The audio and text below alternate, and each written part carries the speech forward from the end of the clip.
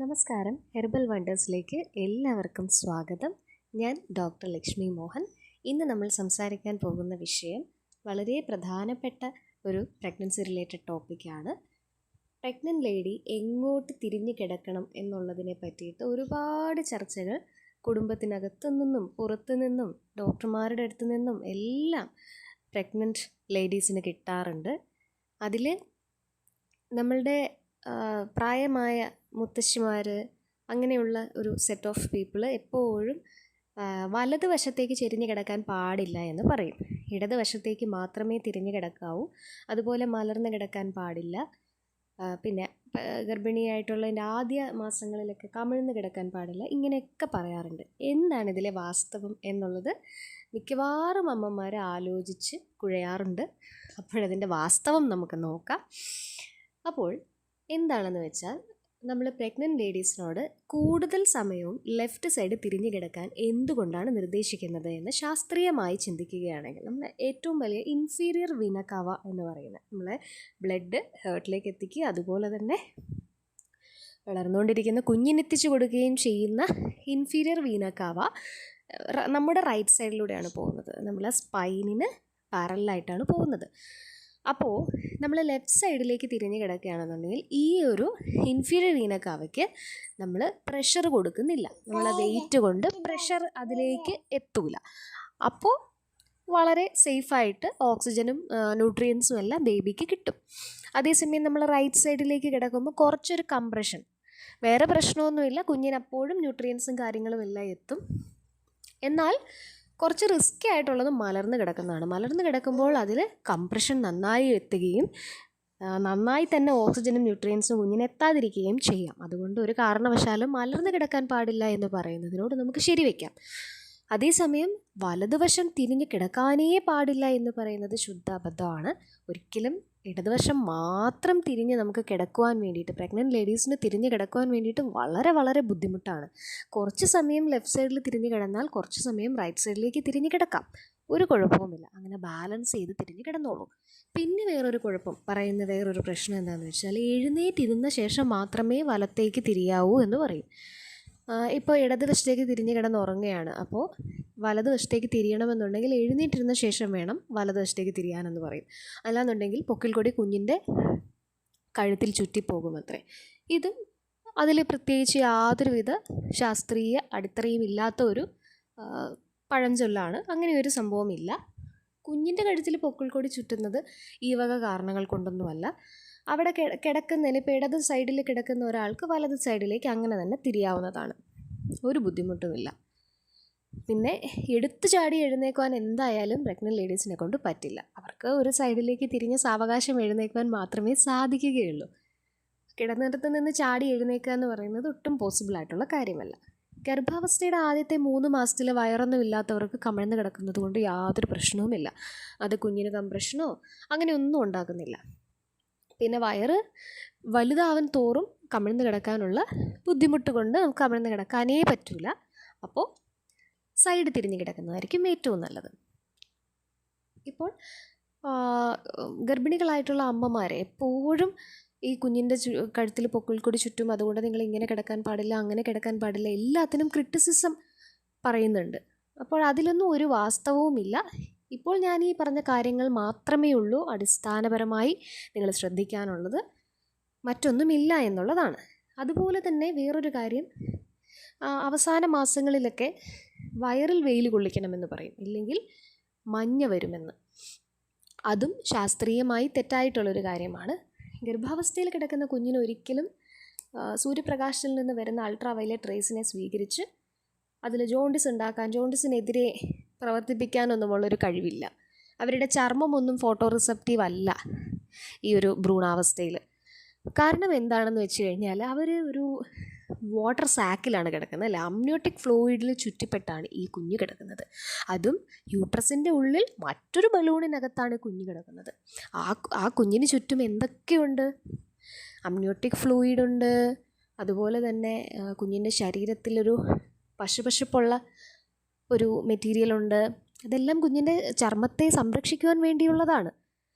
അതുപോലെ തന്നെ ചെറിയ ചെറിയ രോമകൂപങ്ങളുണ്ട്. ഇതിനെയെല്ലാം മറികടന്ന് ചർമ്മത്തിലേക്ക് ഒന്നും തന്നെ അമ്മയുടെ ശരീരത്തിലേക്കുന്ന ലൈറ്റ് വഴി കുഞ്ഞിൻ്റെ ശരീരത്തിലേക്ക് എത്തില്ല. അത്രയ്ക്ക് പ്രൊട്ടക്ഷനാണ് അവിടെ. അപ്പോൾ ഒരിക്കലും വെയിലടിച്ചത് കൊണ്ട് ഇല്ല എന്ന് പറയുന്നതും ശാസ്ത്രീയമാണ്. അല്ലാതെ തന്നെ അധികം വെയിലടിക്കുന്നത്, അൾട്രാവയലറ്റ് അധികം അടിക്കുന്നത് തന്നെ അമ്മമാർക്ക് നല്ലതല്ല. കാരണം ഈ പ്രഗ്നൻസിയിലെ ഹോർമോണൽ ഫ്ലക്ച്വേഷൻസ് ഒക്കെ കൊണ്ട് കഴുത്തിൻ്റെ ബാക്കിലും പിന്നെ പല സ്ഥലങ്ങളിലും അമ്മമാർക്ക് ഇരുണ്ട നിറം വരാറുണ്ട്. അപ്പോൾ അതുകൊണ്ട് രാവിലത്തെ ഉദയ സമയത്തുള്ള കുറച്ച് ഇളം വെയിലും വൈകുന്നേരം അസ്തമ സമയത്തുള്ള കുറച്ച് ഇളം വെയിലും മാത്രം അമ്മ കൊണ്ടാൽ മതിയാകും. അതിൽ നിന്ന് ആവശ്യത്തിനുള്ള വൈറ്റമിൻ ഡി ലഭിക്കും. പിന്നെ കുഞ്ഞിന് മഞ്ഞ ഉണ്ടാവാനുള്ള അല്ലെങ്കിൽ ജോണ്ടിസ് ഉണ്ടാവാനുള്ള ഒരു കാരണമെന്ന് പറയുന്നത് ABO ഇൻകോമ്പാറ്റിബിലിറ്റി അല്ലെങ്കിൽ RH ഇൻകോമ്പാറ്റിബിലിറ്റി ആയിരിക്കും. ഇതിൽ ABO ഇൻകോമ്പാറ്റിബിലിറ്റി എന്ന് പറഞ്ഞു കഴിഞ്ഞാൽ ഉദാഹരണം പറയാം. അമ്മയുടെ ബ്ലഡ് ഗ്രൂപ്പ് O പോസിറ്റീവ് എന്ന് വിചാരിക്കുക, അച്ഛൻ്റെ ബ്ലഡ് ഗ്രൂപ്പ് A പോസിറ്റീവാണെന്ന് വിചാരിക്കുക. അപ്പോൾ കുഞ്ഞിന് ജനിക്കാൻ പോകുന്ന കുഞ്ഞിൻ്റെ blood group A പോസിറ്റീവായെന്നിരിക്കട്ടെ. AO OO ആവാം, A ആയി എന്നിരിക്കട്ടെ.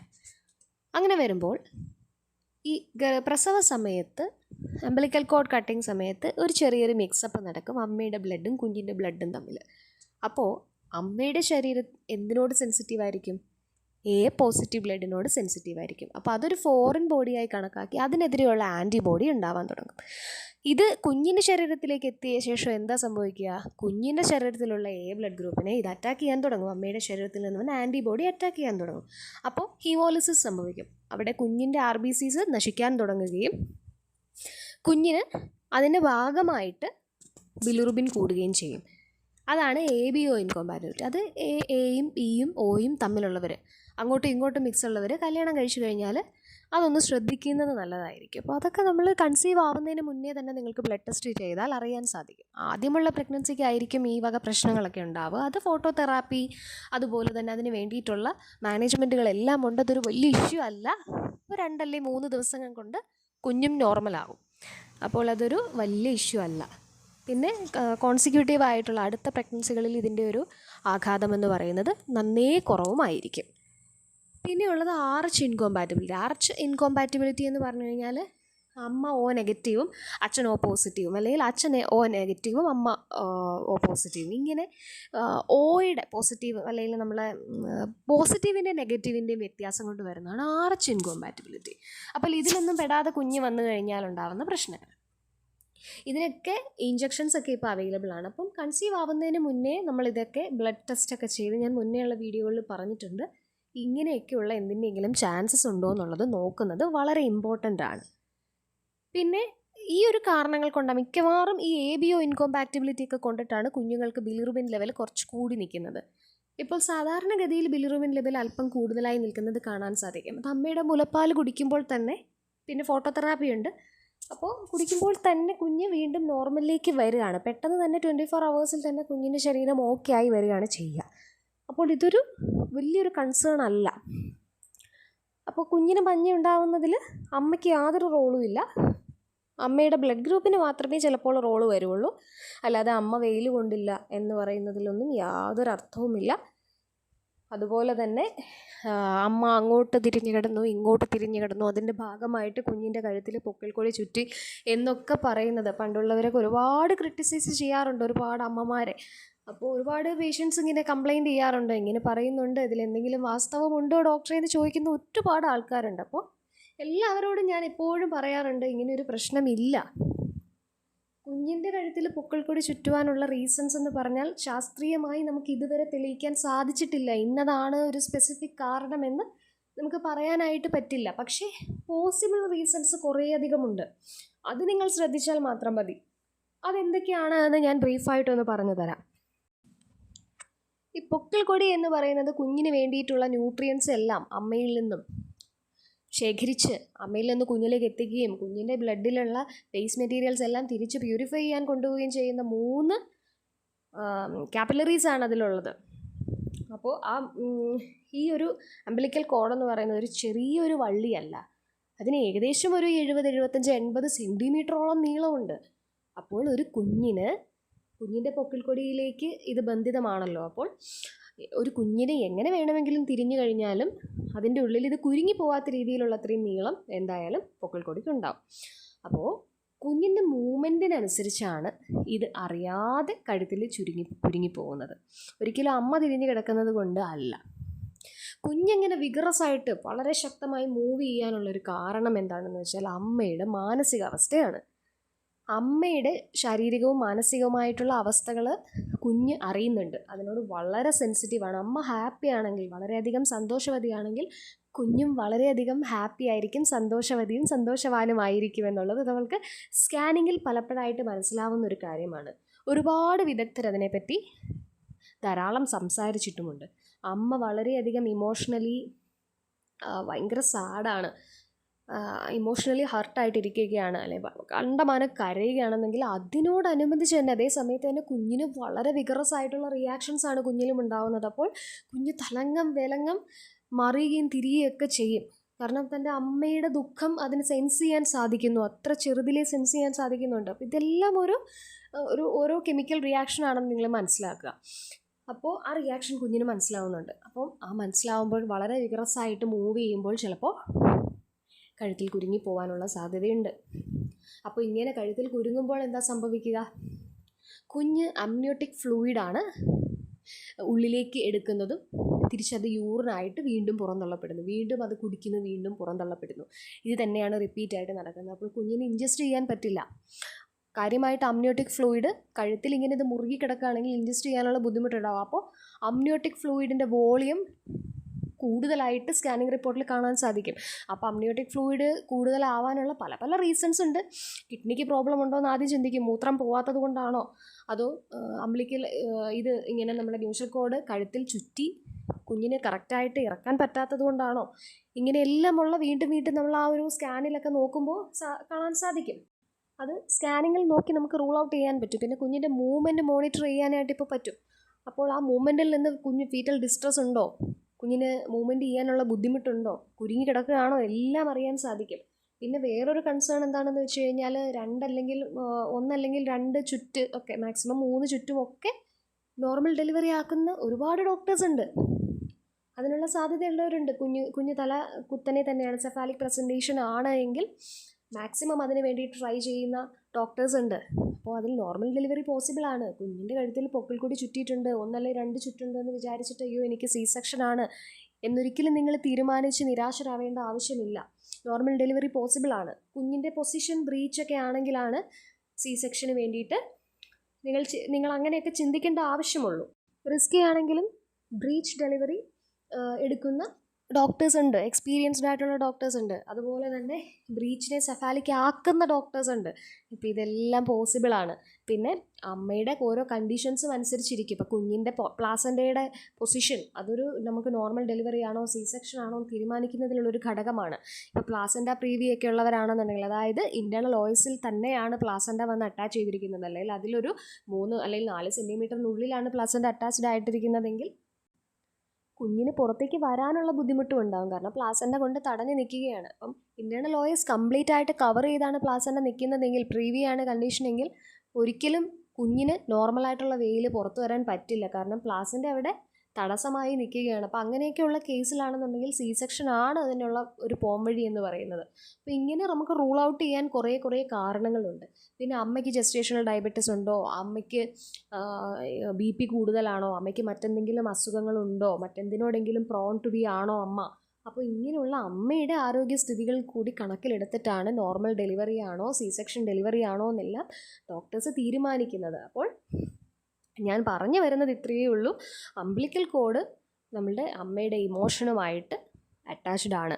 കുഞ്ഞിൻ്റെ മൂവ്മെൻറ്റ്സ് കൊണ്ട് മാത്രമാണ് കഴുത്തിൽ ഇത് കുരുങ്ങിപ്പോകുന്നത്, വേറെ ഒരു കാരണങ്ങൾ കൊണ്ടുമല്ല. അപ്പോൾ ഒരിക്കലും ഇങ്ങനെ അമ്മമാരുടെ അടുത്ത് ഇപ്പോൾ കുഞ്ഞിന് കഴുത്തിലൊരു ചുറ്റല്ലേ 2 ചുറ്റുണ്ടായിരുന്നു എന്ന് പറയുമ്പോൾ പ്രസവശേഷമൊന്നും അമ്മമാരെ ഇങ്ങനെ ക്രിട്ടിസൈസ് ചെയ്യാൻ പാടില്ല.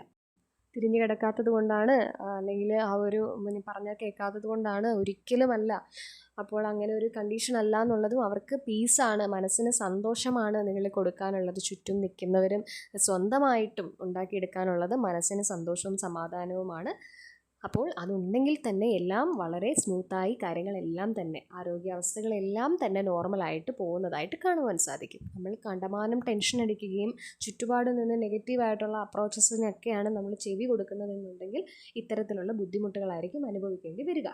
അപ്പോൾ നമ്മളും അതിനെപ്പറ്റി വളരെയധികം അവെയറായിട്ടിരിക്കുക. അപ്പോൾ കിടക്കുന്ന കാര്യത്തെ പറ്റിയിട്ടൊക്കെ കൃത്യമായി നിങ്ങൾക്ക് മനസ്സിലായി. ഫീറ്റൽ മൂവ്മെൻറ്റ്സ് ഒക്കെ അവസാന സമയങ്ങളിൽ അതുകൊണ്ടാണ് നമ്മൾ നോക്കുന്നതൊക്കെ. പിന്നീട് ശ്രദ്ധിക്കാനുള്ളതെന്ന് വെച്ചാൽ കൃത്യമായുള്ള ആരോഗ്യകരമായ ഭക്ഷണ രീതി ഫോളോ ചെയ്യുന്നുണ്ടോ എന്നുള്ളത് ഉറപ്പാക്കുകയാണ്. അപ്പോൾ ഗർഭാവസ്ഥയുടെ സെക്കൻഡ് ട്രൈമിസ്റ്ററൊക്കെ മുതൽ പ്രോട്ടീൻ നന്നായി എത്തുന്നുണ്ട് എന്ന് ഉറപ്പാക്കണം. അതുപോലെ കാൽഷ്യം, കുഞ്ഞുങ്ങളുടെ എല്ലിനും പല്ലിനും തലച്ചോറിനും എല്ലാം കാൽഷ്യം വളരെ അത്യാവശ്യമാണ്. പിന്നെ അയൺ, ഫോളിക് ആസിഡ് എല്ലാം കറക്റ്റായി എടുക്കുന്നുണ്ട്. അപ്പോൾ അയണിന് പകരമായിട്ട് അയൺ ഫോളിക് ആസിഡൊക്കെ കഴിക്കുന്നവർക്ക് കോൺസ്റ്റിപ്പേഷൻ ഒരുപാട് പേര് കംപ്ലൈൻറ്റ് പറയാറുണ്ട്. അപ്പോൾ അതിന് പകരമായിട്ട് ആയുർവേദിക് ഒരു സിദ്ധ ഫോർമുലേഷൻ ഉണ്ട്. അപ്പോൾ അത് ഞാൻ കഴിഞ്ഞൊരു വീഡിയോയിൽ അതിനെ പറ്റിയിട്ട് മാത്രമായിട്ടൊരു വീഡിയോ ചെയ്തിട്ടുണ്ട്, മാതുളങ്ക രസായനത്തെ പറ്റി. അത് കഴിക്കുന്നത് വളരെ നല്ലതാണ്. അപ്പോൾ ഇത്തരം കാര്യങ്ങളൊക്കെ ആഹാരത്തിലും അതുപോലെ തന്നെ വെള്ളം കുടിക്കുന്നതിലും ശ്രദ്ധിക്കുക. അപ്പോൾ കൃത്യമായ ഡയറ്റും കൃത്യമായ മാനസിക ആരോഗ്യവും നിങ്ങൾ മെയിൻറ്റെയിൻ ചെയ്യുകയാണെങ്കിൽ യാതൊരുവിധ കോംപ്ലിക്കേഷൻസും ഇല്ലാതെ നിങ്ങളുടെ പ്രഗ്നൻസി ഒരു ഹാപ്പി ജേർണി ആക്കാൻ പറ്റും. അപ്പോൾ ഇത്രയും കാര്യങ്ങൾ അറിഞ്ഞത് നിങ്ങൾക്ക് ഉപകാരപ്രദമായി എന്ന് ഞാൻ കരുതുന്നു. എന്തെങ്കിലും സംശയമുണ്ട് എന്നുണ്ടെങ്കിൽ കമൻറ്റിൽ ചോദിക്കാം. അപ്പോയിൻമെൻറ്റ്സ് ഡിസ്ക്രിപ്ഷൻ ബോക്സിൽ നമ്പർ കൊടുത്തിട്ടുണ്ട്, വാട്സാപ്പ് ചെയ്യുക. വാട്സാപ്പ് ചെയ്ത് അപ്പോയിൻമെൻറ്റ് കളക്ട് ചെയ്ത ശേഷം നിങ്ങൾക്ക് കൺസൾട്ടേഷൻ ടൈം അലോട്ട് ചെയ്യും. അപ്പോൾ വീണ്ടും കാണാം. നന്ദി.